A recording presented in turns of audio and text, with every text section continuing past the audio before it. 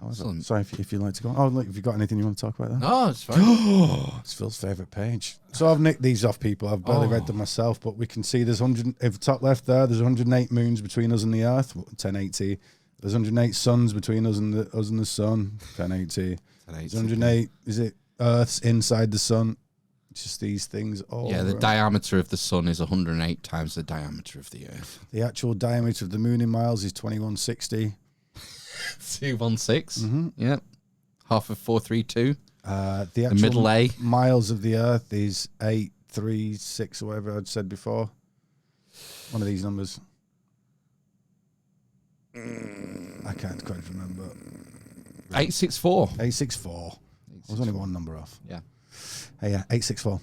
And then we've got the lunar radius, 1080 miles, 108. What's that? 108 million? Why am I looking? I'm looking at the moon in the bottom left. Is that in feet?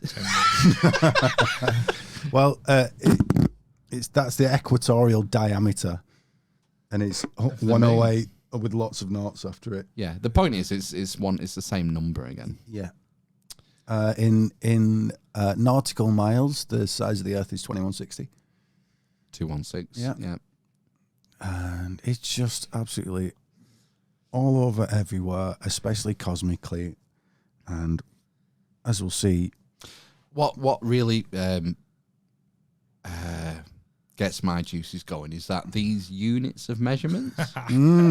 So 108. What is it? 108 fucking rabbits. 108. yeah, No, these arbitrary units. These arbitrary units are related to our flesh and bone. Mm-hmm. A mile is 1,000 paces. It's related to us human beings. So it's not 1,000 horse gallops. No, it's not. Man is the measure of all things, Absolutely. and might be the reason why. If you scale the universe up to its largest point, the biggest thing that we've seen, and you scale it down to the smallest point, we're right in the middle. Weirdly. Explain that. I don't understand. So if you went infinitesimally small into the microcosm. Quarks and gluons. Yeah. And then you went up to the largest objects like the universe itself, we are slap bang in the middle. How did they know in that? scale. As far as they know. We're in the middle of the universe. They know. Are you telling me I'm the center of the universe? You are the thing amongst which all things revolve around, Phil. Wow. My favourite thing on this whole slide is the 540 doors of Valhalla. What's that? These aren't mine, by the way. Just pinch them off the internet. We've got Ragnarok here. So 800 divine warriors times 540. Oh, the doors of Valhalla, 432,000. Yeah. 432. Yeah. Yeah, 43,200 seconds in 12 hours. 432 dimples on a golf ball. In We the can get Bible, that checked. Not one, not more, not less. 432 dimples on a golf ball. 432,000 years in a Kali Yuga. Mm-hmm. So that's the sort of end times, isn't it? yeah, that's we'd call it like the. I think the Kali Yuga is like the Iron Age to them. It's like horrible. They don't literally mean like our Iron Age where people were using iron. They symbolize things. There's a golden age, a silver age, a bronze age. And, you might call it the lead age. It's just the rubbish one, basically. Like, can't wait to get out of this. Now, these are new to me. We've got Mars and Jupiter here. So Mars, 4,320 mile diameter, accurate to 97.5 degrees, because obviously we can't really measure it accurately. Mm-hmm. And then we've got Jupiter, 43,200 miles radius. That's strange. Wow. I can't wait to show you this pattern. 4,320 day orbital period for Jupiter. That's Earth days. 4,320 Earth days in an orbit of Jupiter. Is that real? Yeah. So it's a long year. I just want to go and double check all these numbers. Please go and double check them all. These are new, these ones for Jupiter and Mars, but that's fascinating. The next stage of my work is going to be comparing the pattern that I've discovered to the orbits, the sizes. I've already kind of compared the sizes to this pattern that I'm going to show you, and it does figure out. And the other thing I would like to say for anybody who's actually a serious scientist out there, something that I found out, and then I found another guy who was actually really high up in the American Navy had found out the same thing from observation. And that is, instead of using Earth as we were talking about units of measurement before, instead of using Earth as an astronomical unit between the Earth and the Sun, that's one AU, use between the Sun and Mercury, and then see what happens. I'm not going to divulge it now, but just have a look what happens then. And it is literally like, you can't see this on the podcast, but my face just changed remarkably, like a combination of amazement and disgust. Like I just found a golden poo that stunk. And we've also got, I've just noticed Saturn here. So 10,800 days for Saturn to orbit the Earth. 1080 so far again. Yeah, but yeah. And is that diameter? Polar diameter of Saturn 108,000. Ooh, now that's kilometers. So I'm not happy about that. That's kilometers. Well, miles. kilometers based on the meter. The meter is actually in the pyramids, so there's something about the meter. It certainly wasn't discovered by the French. Yeah, they claim it though, don't they? They like to. Yeah. Right, I love that. That's one of my favourite slides so far. And you're taking over this episode nicely, like a new. Should we move on? Yeah.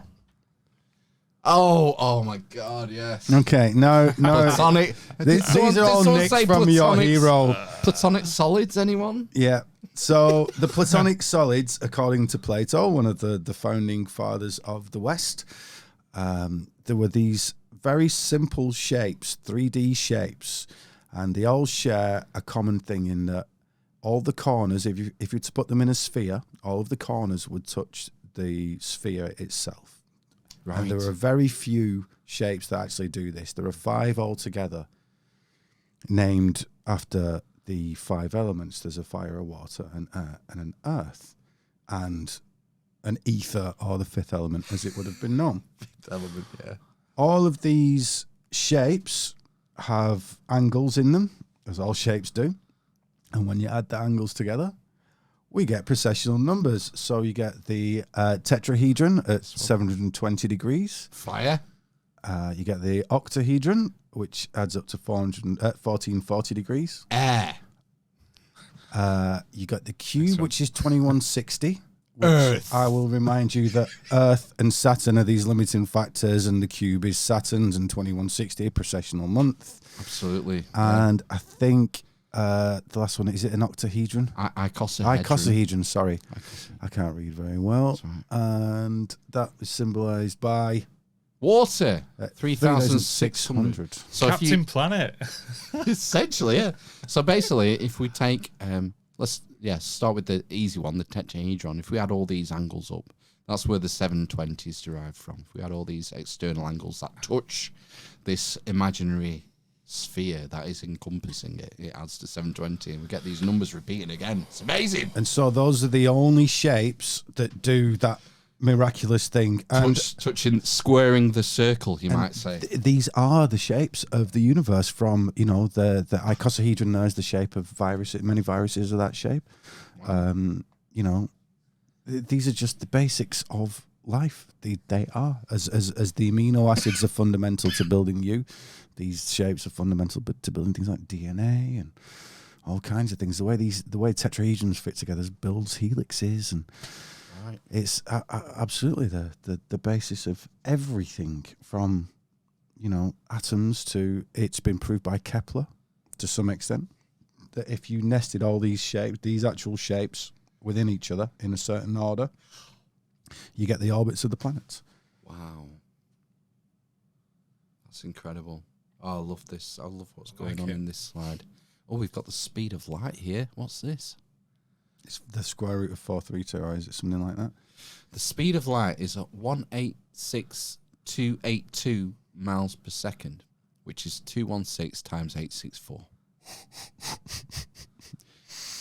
The sun times the moon, basically. You take the diameter of the sun in million miles, I guess it would be, and the diameter of the moon in million miles, times them together, you get the speed of light. And give or take. Rounding errors. Yeah, over and over again, this stuff just... Yeah, there's little give and take, but that's the nature of reality, isn't it? Nothing's perfect. Is it? Plato's idea was that there were these high Platonic forms, these perfect things. If I said to you a tree, there's a perfect tree. There's the idea of a perfect tree in your head somewhere. Right. And every other tree is an analogy to this perfect tree that you got in your head that could never exist. We know outside Euclidean geometry in actual space, you can't have a straight line. Gravity bends it. But in this perfect world, we've got these perfect shapes. And this is Plato's idealized forms. Same with the circle. You know, there's no such thing as a perfect circle. No. You're limited by what you can measure. There'll always be a room for error. And that dives down to the Heisenberg uncertainty principle in quantum mechanics, etc. Yeah. So, is there anything else you like? I'd just leave out that bottom right on one because that's going to go into the pattern. We can see there the size of the sun, the earth, and the moon. Yeah, it's really small. Yeah, I think that might be 3768. I can't read it. It's too small. It's my own fault for just I did all these slides within like a week, most of them, and it was just like, by the end I'm getting fatigued. I mean, it's just reiterating that there's a pattern there that needs looking out for, isn't it? Really, absolutely.